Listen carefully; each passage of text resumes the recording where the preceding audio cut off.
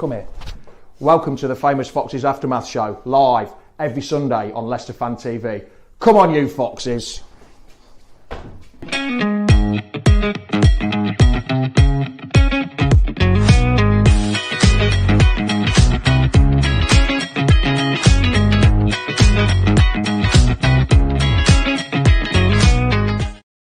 Good morning, everyone. I am in my dressing down today because you know what? I'm going to show you that I have woken up in time. I am here, ready for the show, unfortunately, unlike last week, with my cup of tea. Obviously, I got it in a flask today.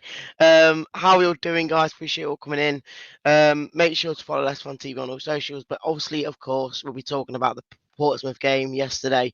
Unfortunately, we got a point. Again, a game of two offs, as a lot of games this season seems to be a fact that we just can't get through and kill a game off, unfortunately. And I don't know, we just can't seem to get through a game without conceding, which is so annoying. But I just can't see a way of getting it out of the game because, again, it's always like an error or something that leads to a goal. Don't get me wrong, it was a good, decent shot and scored, but it's frustrating that we had chances to stop that ball going into the net. Yeah, get your views and get your comments in. As always, we're talking everything about the game yesterday. Craig says, morning, really, 3 points dropped yesterday. Well, 2 points dropped. Good first half, bad second half. Yeah, that was literally the story of the whole game, wasn't it? Yeah, get your views and get your comments in. We're going straight into the game. The Leicester City machine is on the march again.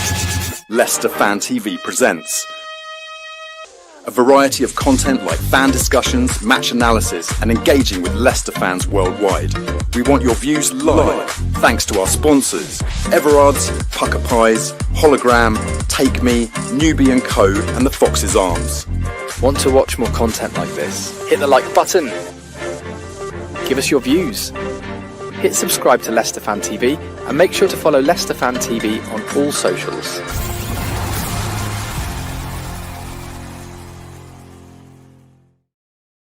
Yes, as always, make sure to follow Leicester Fan TV on all socials. Appreciate everyone coming in this morning. I know I was very late last week, so bear with me. I am here today. I did go bed on time, so I'm glad I'm here now.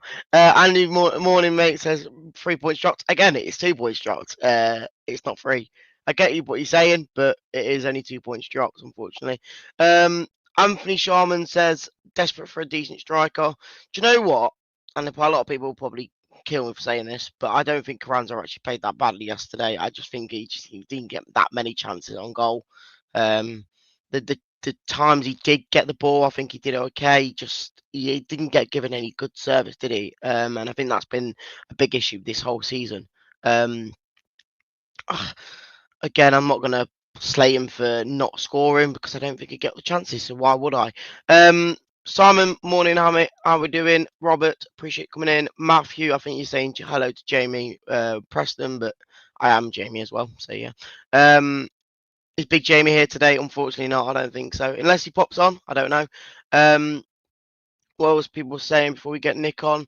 Craig says, I'm very disappointed last night with the game. We need a striker in January, sure.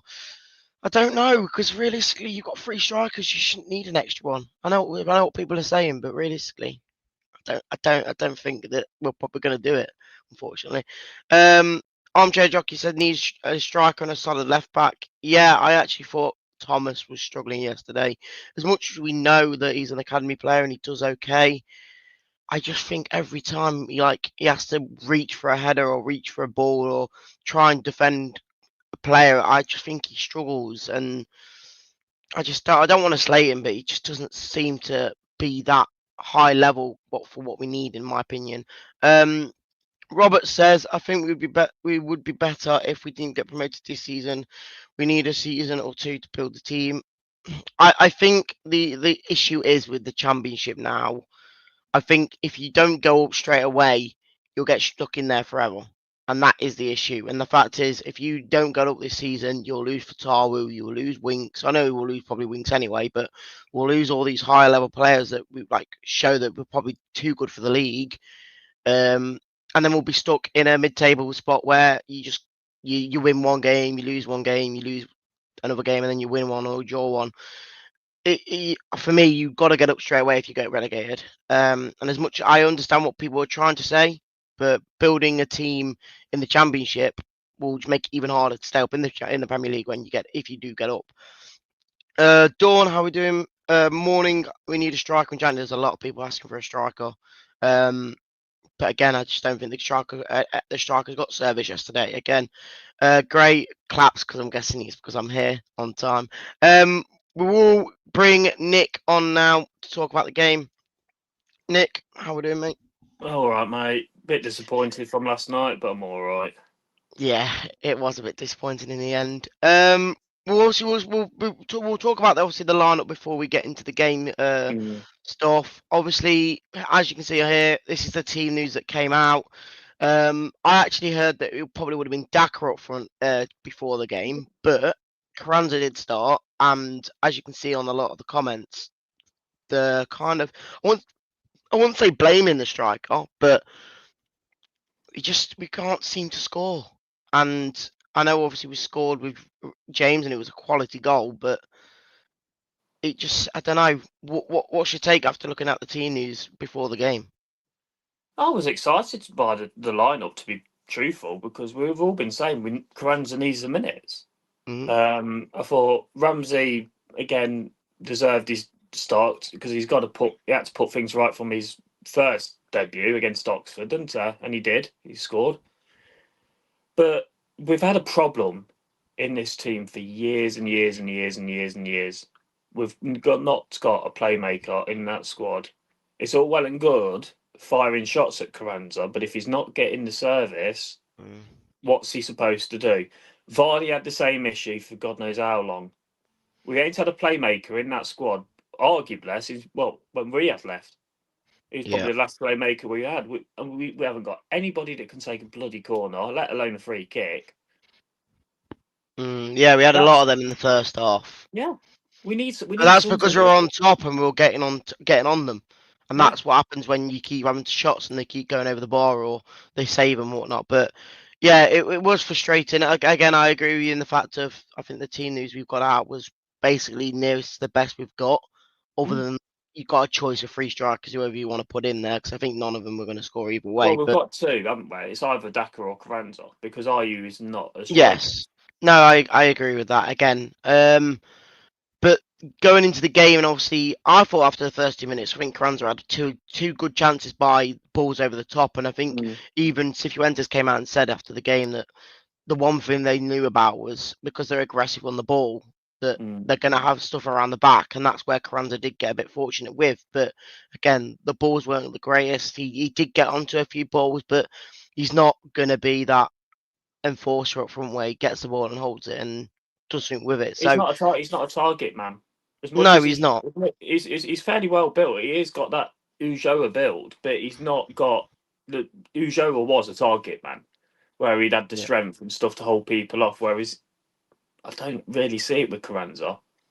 So I think he's more in the Vardy mould, but not as good. Yeah, Carranza said, not Carranza. Craig says Carranza ran his socks off, but I don't think he's the man to get us up this season. Again, I don't think any of our strikers are in my opinion, but that's more because we're just not giving them the service. But like I said, we'll talk about the game now, but in the first half, we could have been 2-3-0 up.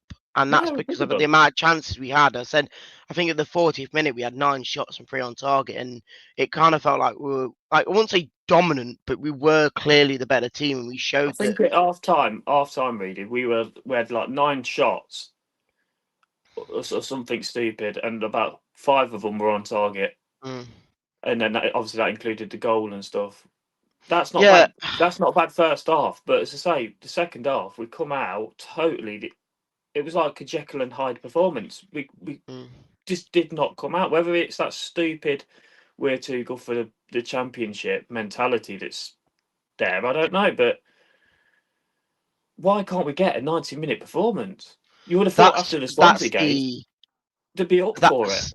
Yeah, and that's what I was saying. And the fact of how come, I think the arrogance comment from Cifuentes, like we said 2 weeks ago, the fact that I think that changed the game against Swansea, and the fact that when we conceded, we were like, we're not losing, we're not drawing this game, we're going for the win. It just felt like the moment they scored at any point, we just knew it was going to change. And I think the biggest point yesterday for me, and obviously I mentioned it before we went live, in the fact of when we did concede, it felt like the subs he was making even before that in the Daka and Sumare, I think had to be changed in what he was doing the moment we conceded, because it felt like we kept bringing on players that just weren't as good as the team that started, and it just felt like it was just getting not weaker and weaker, but it just felt like, right, now you've took Monger off, who, yes, maybe not had the best of games, but you lose the threat of him and you put in someone like Bobby Reed on the wing, which for me, it's clear as day not as good on the wing. You get Sumare, and obviously I know James. You mentioned that James was tired, which was fair enough. But again, bringing in Sumare in, and he did it. It did okay at times, but he just isn't the level that James is. And the felt like the moment that we did concede, it was never going to happen that we were going to come back, because we just didn't have the quality again. No, I get it. I mean, I honestly do think if Ricardo wasn't walking the tightrope on a yellow card, and because let's be fair, he could have been sent off last night because he nearly got a second yellow. I think you would have seen James come on, come off still, but maybe Hamza could have come on in replace of James, because I'm sorry, what did Samari do when he come on? Not a lot. I don't think he did great, but I think at times he did win the ball back and did progress the ball forward. But again, that's what he can do in the way of when we know he's in a decent position, he will do something. But when he's trying to track back, he just isn't great. I thought I did all right when he come on. I thought, he had a few good. He had a good few punts at the goal. I'm not going to deny that. It's just more the point of when you conceded. It just felt like I wouldn't say taken off all your better players, but it just felt like there was no impetus to go, right, now that's just happened, Daka and Carranza go up front instead of bringing Carranza off for Daka, and it felt like you didn't go for it enough. I think again, what we need to say, mate, is while we've got depth, I think what we need to say is we have got depth, but the problem is the depth isn't very good. That's the problem. That's what I mean, yeah. Obviously, we'll talk about a bit more in the early game, and Gray said about silly yellow card so early on for Ricardo. I would go out and say at the game live, the moment it happened, I said it probably needed to happen. As much as we didn't want the yellow card, I think we were caught out and they were going to be on a break, which unfortunately did cost us getting a yellow card. But I think the one thing I will mention, I think a lot of people will say you can't blame it for, I think the ref was very poor yesterday. I think there was a lot of soft stuff that was given one way and not the other. And again, Portsmouth fans might say the other way around, but I think the biggest point of it all was the fact that I think the error that led to their goal, or the foul in a way, for me, I'd probably go out and say it probably would have been given their way if it was them. I just don't. I don't know. There's always seems to be something wrong by leading to a goal we concede, because I don't think we've ever really conceded a goal this season that's been just a quality, decent goal. Don't get me wrong, the finish was good, but we obviously led from a foul that a lot of fans were moaning about being a foul. Yeah, but again, though, really the professionals, and you play to the whistle. Yeah. Do you know what I mean? So, I mean, I was never a professional and stuff like that, but I always knew to play to the whistle. Yeah. You can't keep throwing the ref under the bus. The refs are going to make mistakes. No, I'm not saying that. I'm not going to say the ref absolutely lost us the game. I'm just saying that there's just so much. The referees in general, whether it's the Championship or it's the Premier League, let's be fair, on average, they make a minimum of 2 cock-ups per game every week. They do. And that's even with VAR, they do. But, again, you play to the whistle. And I'm sorry, as soon as Portsmouth come out in the second half, they came out, they'd obviously had a rollicking from the manager at half-time. We came out, all whimpering, and they just didn't want to go scrap for it. If somebody's going for you, you go at them back. That's the whole point of it. You don't just lay down and just say, "Oh, go on, then. I can't do it. Woe is me." No. So Yeah. no, we'll see. We'll see I what we turn up against Hull. That's all we can hope. All we can hope for is it's but improved it against makes Hull. it, but it makes it in a position. It's made us have a position where we probably would have preferred to get 3 points against Pompey. Pompey and then draw minimum against Hull, which obviously is going to be a harder game because we're away.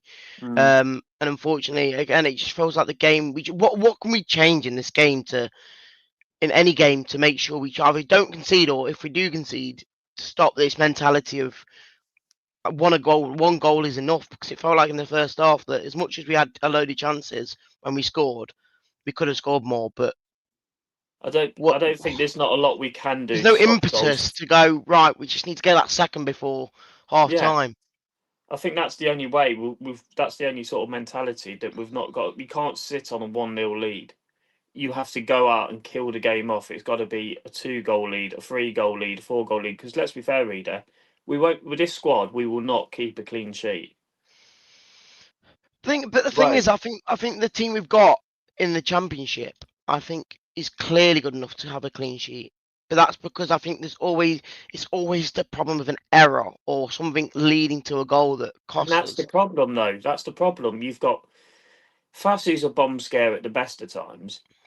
Mm, Vestergaard, let's be fair, he makes a sloth look like Usain Bolt. He's got no pace about him whatsoever. While he can do pretty passing, long range pretty passing, he can't defend. And yeah, then obviously Ricardo, bless him, he's getting on a bit with his legs are going and stuff like that, and it's throw a six whether Thomas has a decent performance or not. I mean, the scary thing is I'd rather have Thomas at left back than Christensen. yeah. No, that's fair enough. And then, like you said, we've got to look in going into the Tuesday game now against Hull, and Mm. just got to realistically, as much as it's still early on, you've got to after the result yesterday, sorry, we've got to be going there and getting 3 points because, like I said, you probably would have said 3 points against Pompey and a nice draw against Hull. Mm. So you now got to do it the other way Let's be around. fair, right? Considering we came down with Southampton and Ipswich, we are doing the best out of the relegated Premier League team. So it's not just us that's having an issue with the Championship this season.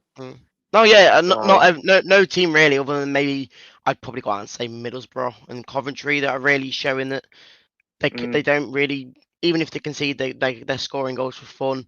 I think yeah, that's just the issue with us. We look comfortable and deserving to win until we concede, and the moment that happens, like we were yeah. woeful the moment we conceded because we just felt like we just couldn't get back in the game. The wind, The wind difference got completely between taken out of the sails, mate. As soon as that went in, the heads dropped, and it was like it was defend for your lives because Portsmouth were going to go on to win it.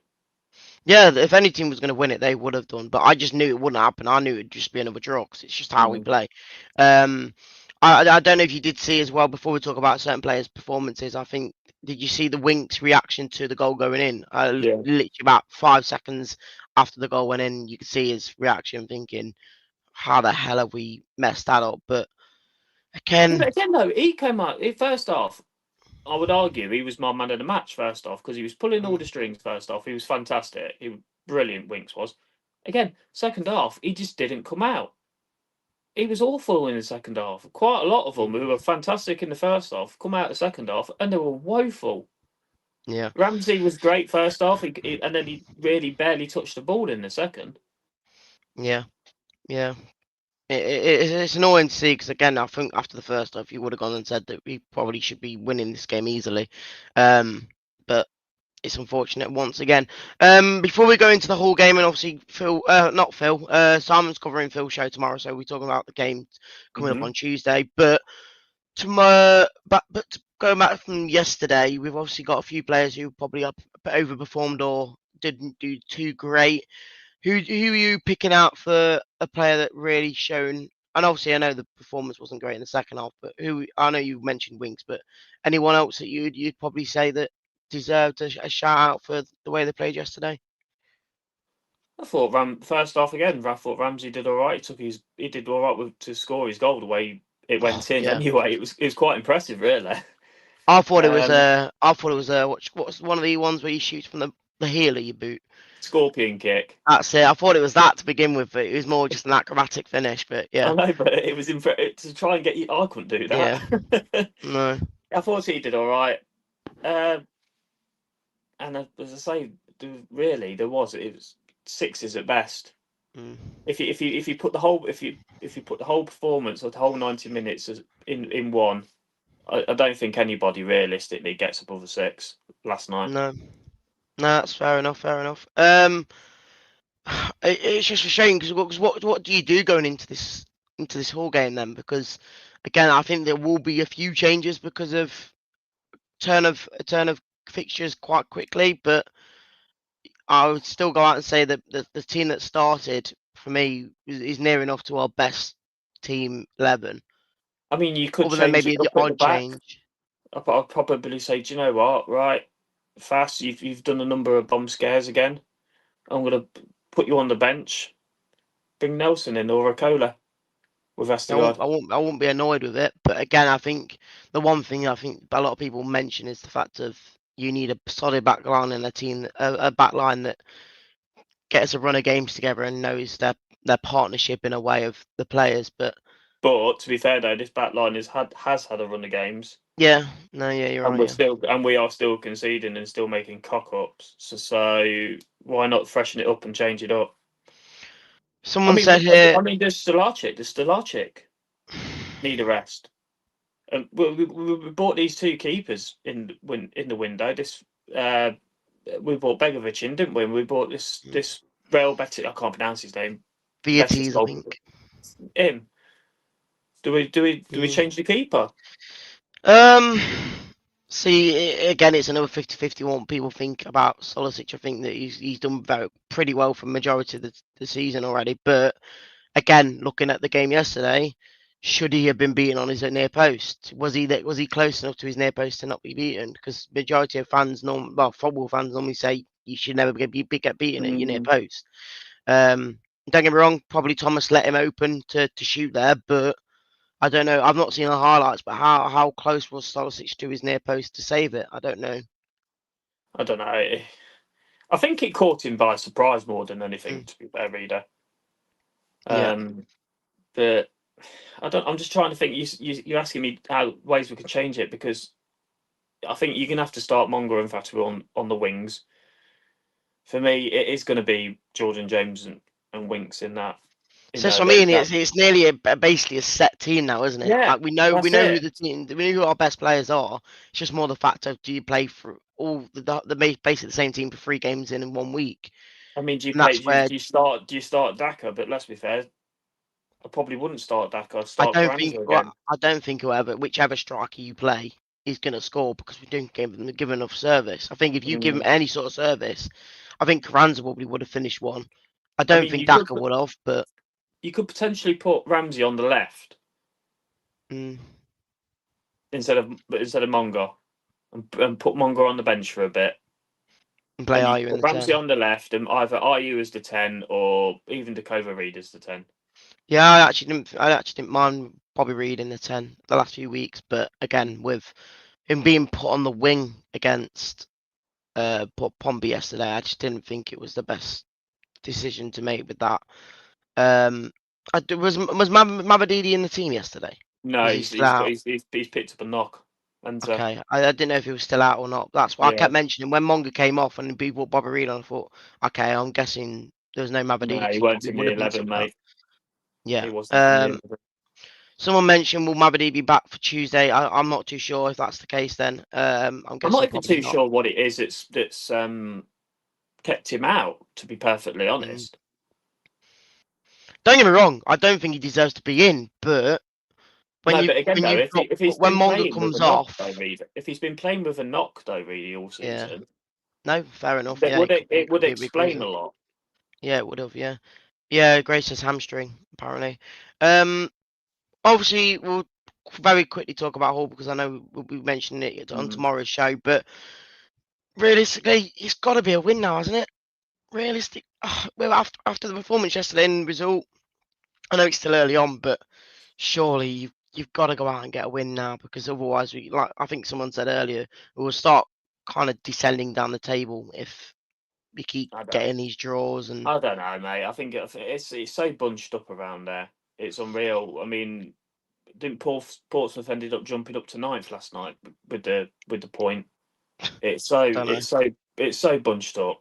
It is bunched up, but again, you need to, if you want to be in a position now where you get top 6 or whatnot, I think you have to start breaking away from from the kind of togetherness of the 10 sort of teams. I'm not saying it's a definite has to be a win tomorrow. I'm just saying that after the performance yesterday and the result, I think it would be typical Leicester to, as you said earlier on, you said you'd win against Portsmouth and take a point at Hull. It would be typical Leicester to do it arse backwards, where it's draw against Pompey and go to Hull and get 3 points. It's something we would do.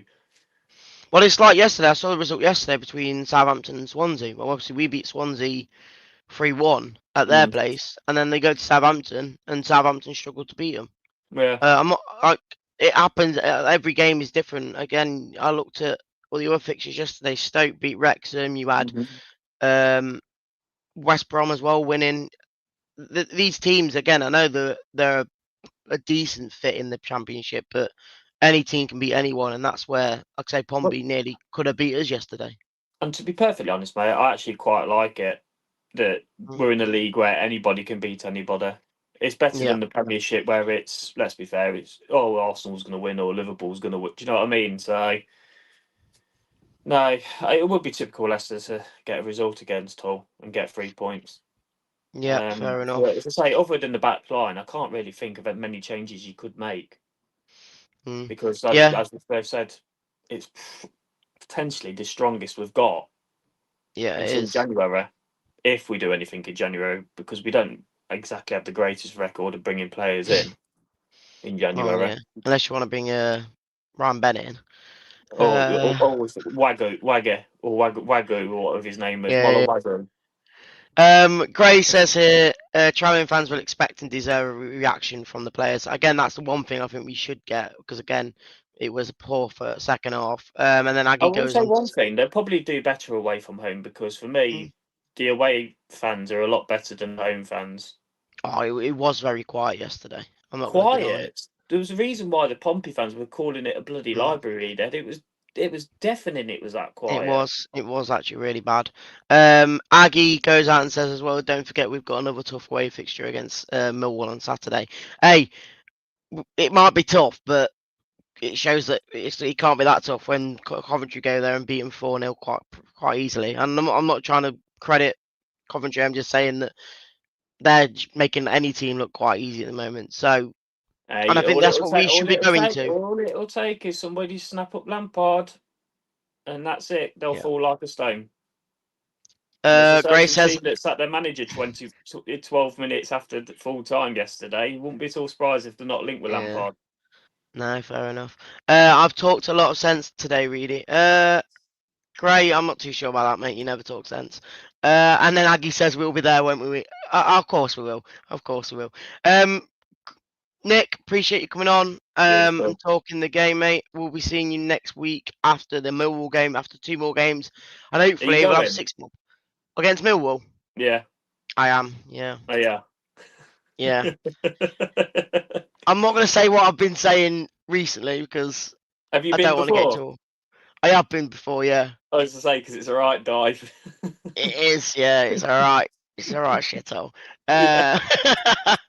Appreciate everyone coming on today. Nick, appreciate you coming on, and we'll see you next week. Hopefully with 6 points more on the table. I can't see it happening. We'll see. Strange things have happened. Yeah. See you in a bit, Nick. See you in a bit. See you in a bit, bud. And there you go, guys. Another show completed. As always, make sure to follow Leicester Fan TV on all socials. Get your views and get your comments in. As always, see your reactions from the game yesterday. I put a video up yesterday to make sure to see what people thought on the game. Thank you everyone for joining, and we'll catch you all on the next show, which is tomorrow with Simon, because Phil is off. See you later, guys. Adios. The Leicester City machine is on the march again. Leicester Fan TV presents A variety of content like fan discussions, match analysis, and engaging with Leicester fans worldwide. We want your views live, thanks to our sponsors, Everard's, Pucker Pies, Hologram, Take Me, Newbie & Co, and the Fox's Arms.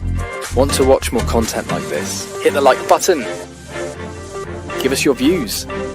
Hit subscribe to Leicester Fan TV and make sure to follow Leicester Fan TV on all socials.